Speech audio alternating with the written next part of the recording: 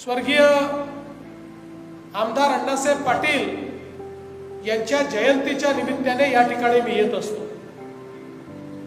खरं म्हणजे आता हा देखील एक माझा रेकॉर्ड झाला असेल की सर्वाधिक वेळा स्वर्गीय अण्णासाहेब पाटलांच्या जयंतीला येणारा मुख्यमंत्री हा देखील मीच असेल। पण याचं कारण आहे, अशा प्रकारचे निस्वार्थ सेवा करणारे नेते हे इतिहासामध्ये आपल्याला विरळच पाहायला मिळतात। आपला संपूर्ण घर संसार परिवार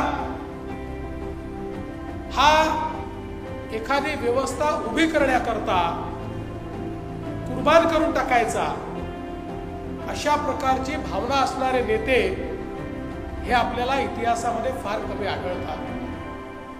आणि त्यापैकी एक नाव हे कैलासवासी आमदार अण्णासाहेब पाटील यांचं होतं की ज्यांनी माथाडी समाजाकरता एक मोठं संघटन उभं केलं